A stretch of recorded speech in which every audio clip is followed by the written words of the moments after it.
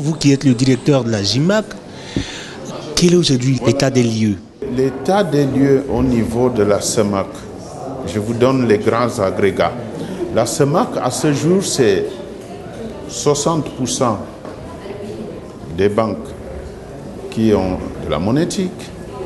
C'est un faible taux de bancarisation. Il tourne autour de 10%, donc on peut estimer à 90% des gens qui sont en dehors de la banque.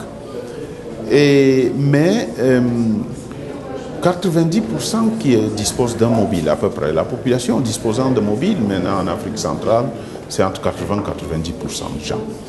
Et la population aussi en Afrique centrale qui commence à s'imprégner de la monnaie, comme les transferts financiers avec ceux qui sont à l'étranger ou qui sont au loin des familles, c'est à peu près chaque famille qui est touchée par cette chose-là.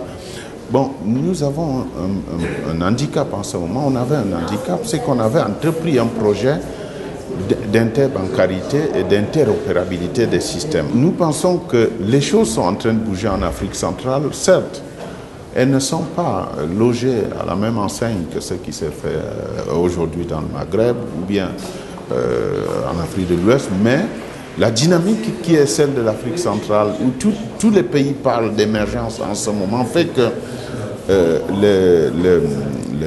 le problème de la modernisation des systèmes et moyens de paiement est au cœur des transformations économiques et nous voyons mal l'émergence dont parlent tous ces pays sans modernisation des systèmes et moyens de paiement, sans diminution drastique du cash dans la circulation, qui dit diminution du cash dans la circulation dit meilleure traçabilité financière et économique des régions, ce qui apporterait un plus à ces régions-là. Je suis animé par un sentiment de beaucoup d'espoir sur la prise en compte de nos problématiques pour ce développement. Au niveau bancaire, le rapprochement entre le développement de l'intégration de la monétique, parce que la monétique, depuis un certain temps, peine à trouver sa juste place dans les banques africaines, que une banque comme la Banque centrale marocaine, le groupement de banques centrales marocaines a fait un très meilleur rapprochement, a développé un business model pouvant allier la technologie avec la bancarisation dans nos régions sans trop d'investissement en termes de moyens. La bancarisation, vous en parlez, elle est très faible en Afrique. Et pensez-vous aujourd'hui qu'au sorti de ces travaux, de ces rencontres B2B, il y aura véritablement un mécanisme mis en place pour que la bancarisation connaisse un taux plus élevé en Afrique, et notamment en Afrique centrale? Nous réfléchissons depuis un certain moment en Afrique centrale sur comment booster la bancarisation. Nous comptons beaucoup en Afrique centrale sur les technologies. On a parlé ce matin de la pré-bancarisation avec les nouveaux moyens technologiques que sont le téléphone mobile, la carte, fût-elle prépayée, et d'autres outils pouvant faire du mix monétique. Nous pensons que ce que physiquement, le défaut d'infrastructure physique a apporté comme ralentissement dans la promotion de la banque, de la bancarisation, les technologies vont pouvoir rapprocher les potentiels clients, en particulier ceux de l'informel, qui constitue quand même en Afrique centrale 90% de la cible à la banque.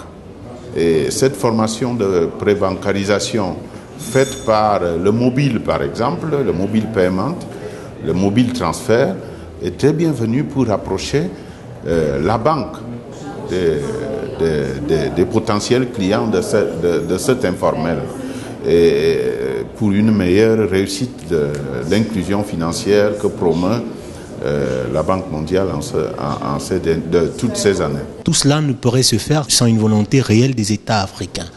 Qu'est-ce qu'on attend réellement des États africains? Ce qui est attendu des États africains, c'est essayer de favoriser par les lois, les réglementations Et la promotion, on nous a parlé aujourd'hui de la transformation qu'a effectuée, la mutation qu'a effectuée le Maroc, de l'économie des nouvelles technologies à ce qu'on appelle l'économie numérique. Je pense qu'il a attendu des États africains maintenant une vision en termes d'économie numérique. La mise en place des lois, l'adaptation de la législation aux sécurités, à la protection des données, sur les personnes.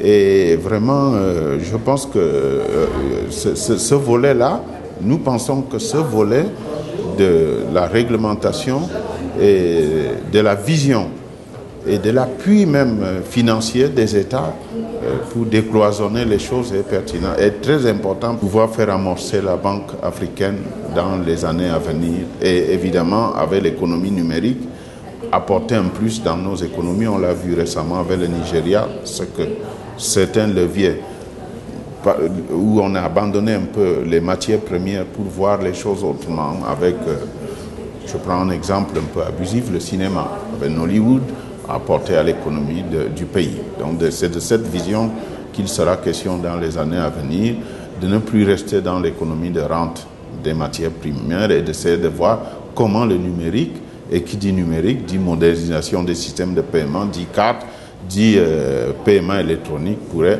venir booster les choses sur cette économie et tirer beaucoup plus l'économie de l'informel vers le formel. La réalité, elle est là. Les Africains sont en majorité, sinon les populations en Afrique sont en majorité rurales. C'est un nouveau mode de paiement. Est-ce qu'il faut une nouvelle éducation bancaire ou financière des populations? Que faut-il faire pour que ces populations s'approprient ce mode de paiement? De prime abord, ce serait une difficulté, mais je voudrais me fier à ce qui s'est passé avec le mobile.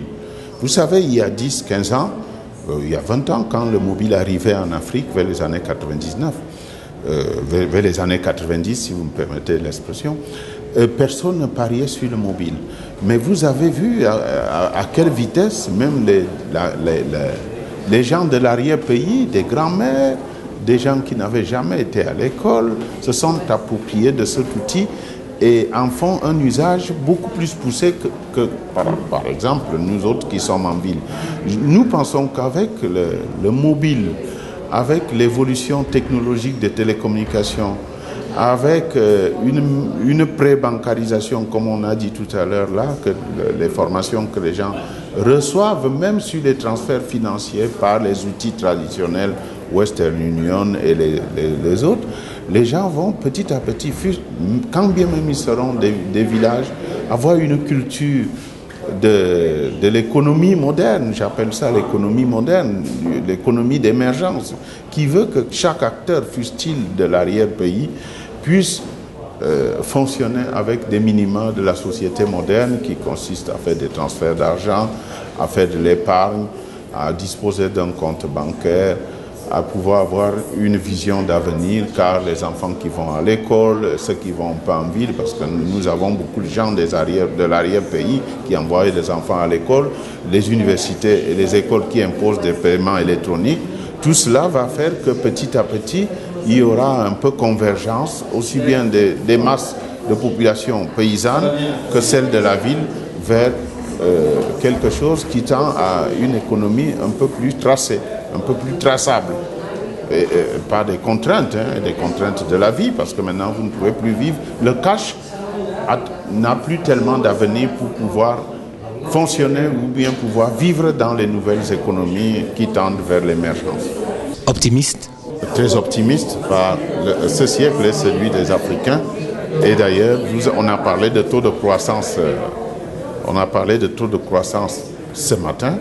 Et nous pensons que l'Afrique est le continent où aujourd'hui il y a des perspectives formidables pour l'avenir.